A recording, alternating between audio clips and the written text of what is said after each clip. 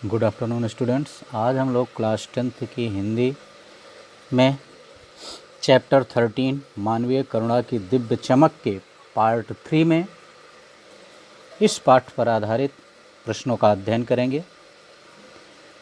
तो आइए हम सबसे पहले देखते हैं इस मानवीय करुणा दिव्य चमक की पहला प्रश्न। देखिए, पहला प्रश्न कह रहा है, फादर की उपस्थित देवदार की छाया जैसी क्यों लगती थी। देवदार एक वृक्ष है, तो उसके छाया के समान फादर की उपस्थित कैसे लगती थी। देखिए, फादर जो हैं वो परिमल के सदस्यों से अत्यंत घनिष्ठ एवं पारिवारिक संबंध रखते थे। परिमल जो है वह एक संस्था है जो हिंदी पर कार्य करती है इलाहाबाद में। तो उस परिमल के जितने भी सदस्य थे, फादर उनके साथ अत्यधिक घनिष्ठ और पारिवारिक संबंध रखते थे। फादर उम्र में बड़े थे, वह आशीर्वाद देते हुए दुखी मन को सांत्वना देते थे, जिससे मन को उसी प्रकार शांति व सुकून मिलता था जैसे किसी थके हुए व्यक्ति को देवदार के शीतल छाया में शांति और सुख मिलता है। इसलिए फादर की उपस्थिति देवदार की छाया के समान प्रतीत होती थी।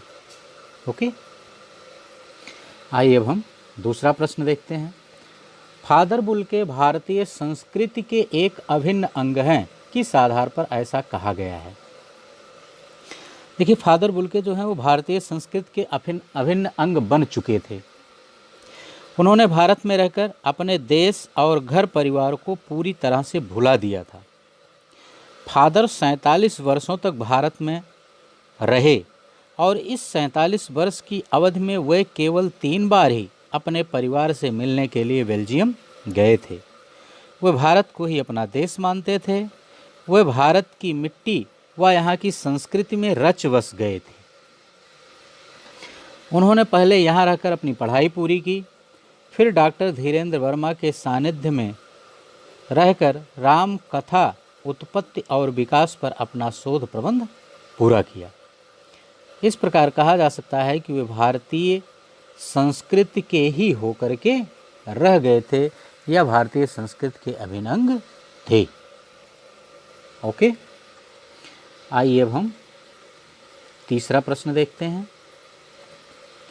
देखिए, तीसरा प्रश्न कह रहा है, पाठ में आए उन प्रसंगों का उल्लेख कीजिए जिनसे फादर बुल्के का हिंदी प्रेम प्रकट होता है। तो ऐसे कई प्रसंग पाठ में आए हैं जिनसे फादर कामिल बुल्के का हिंदी प्रेम स्पष्ट रूप से परिलक्षित होता है। देखिए, पहली चीज़ तो फादर ने अपनी पढ़ाई भी यहीं पूरी की थी, क्योंकि फादर ने कलकत्ता से BA व इलाहाबाद से हिंदी में MA किया था। उन्होंने प्रामाणिक अंग्रेजी हिंदी शब्दकोश भी तैयार किया। यानी फादर कामिल बुल्के जो थे उन्होंने प्रामाणिक हिंदी और अंग्रेजी शब्दकोश तैयार किया। उन्होंने फादर लिंक के प्रसिद्ध नाटक ब्लू वर्ड का हिंदी में नील पक्षी नाम से रूपांतरण भी किया था।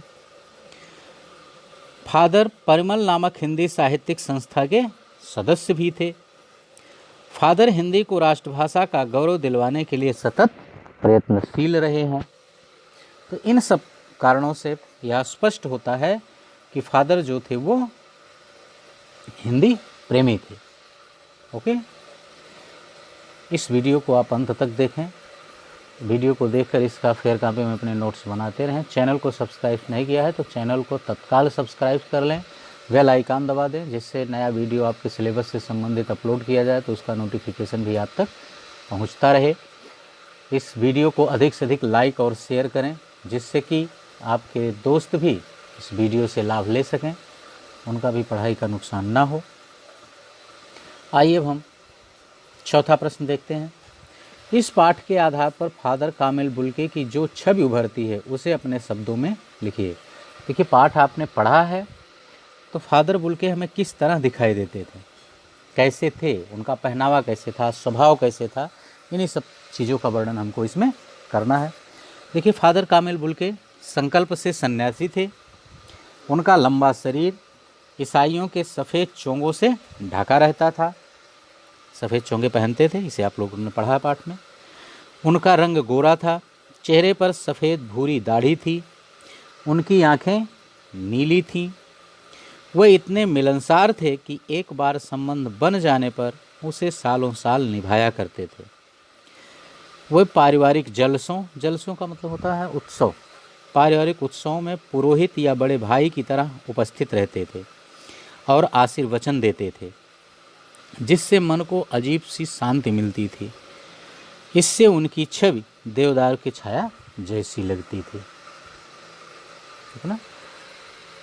तो ये था चौथे प्रश्न का उत्तर। वीडियो को अधिक से अधिक लाइक और शेयर करना ना भूलें। कमेंट करके हमें भी बताएं कि वीडियो आपको कैसा लगा। बस इस पार्ट में इतना ही। Okay, thank you.